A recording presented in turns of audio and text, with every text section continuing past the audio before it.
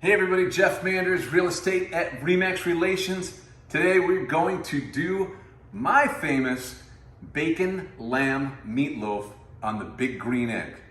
So it's gonna be in steps. First step is to get your onions and your carrots prepped for sauteing, and I use tomato paste with that. So let's just finish the rest of this onion right here.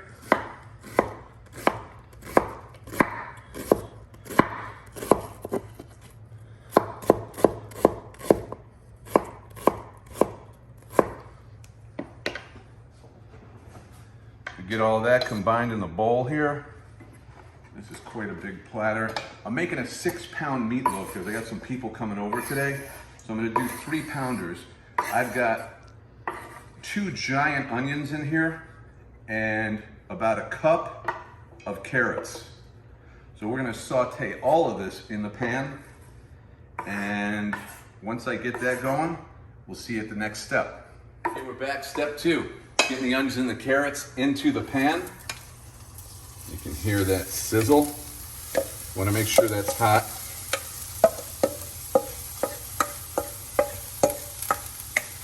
And we'll put that aside. Yeah, that's the sound of love right there. I'm going to put a little garlic in here, just a little garlic powder. I like to get that going. A little bit of paprika. My wife always busts my chops about that. Paprika. A little bit of salt.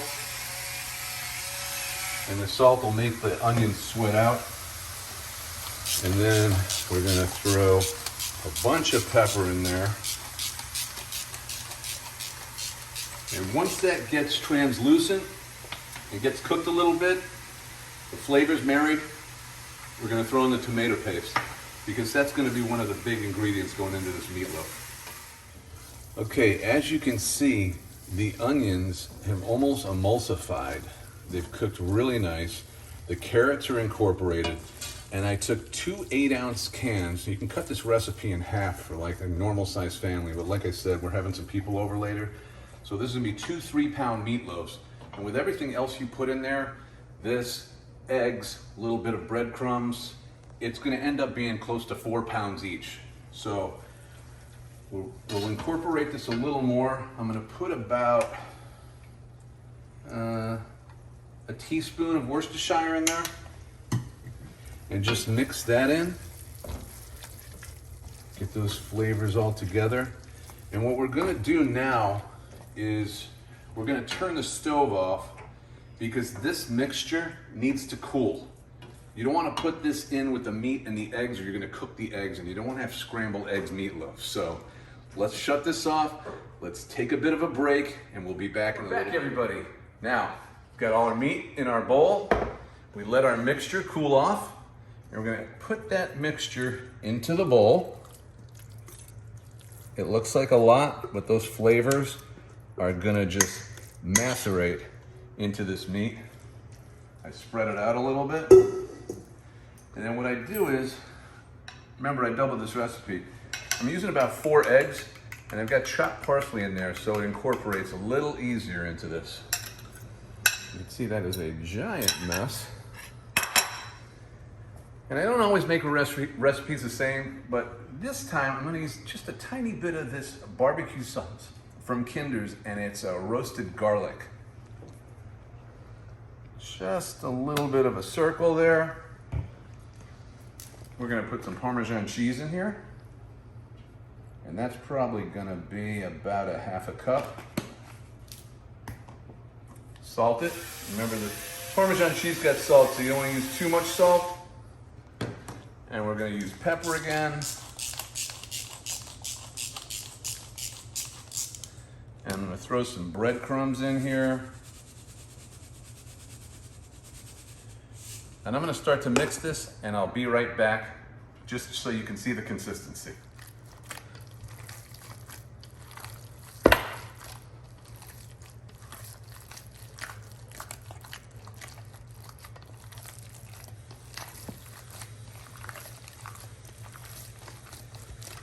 I can tell already I'm gonna probably need to add some breadcrumbs, additional breadcrumbs. is a little bit on the wet side, but that's okay. And again, if you do it and it's a little bit dry, you can always put a couple more eggs in there. Or a little bit of milk. All right.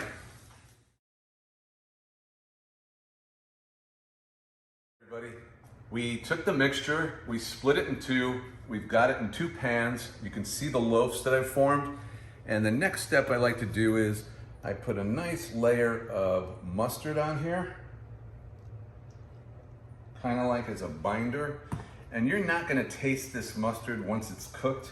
Kind of like when you do a barbecue brisket, they kind of paint these things with mustard and then they put their dry rub on them.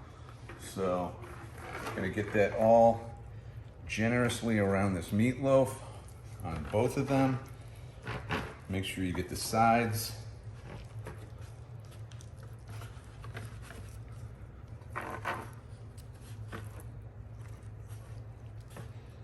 And now I have my hands washed. Taking my gloves off right now. And these have no latex, no powder, and no protein. So if you're trying to bulk up, don't eat the gloves because there's no protein. So now we're gonna take our bacon and we're gonna lay it across the meatloaf, just like that. Try to overlap it a little bit. And when that fat starts to melt, it's gonna bind together.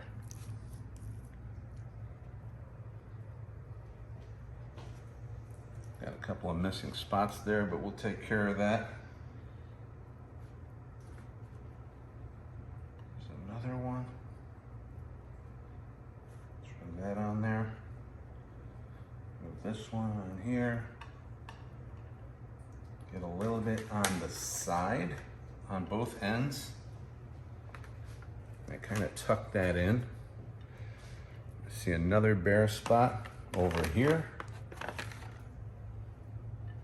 This meatloaf is not for the faint-hearted. So if you're trying to lose weight, this is like a once in a rare time that I do this. I mean, it's really good, but if you're on a health kick, probably not the meal to have. But I can guarantee you, it's delicious. All right. So that's the first one done.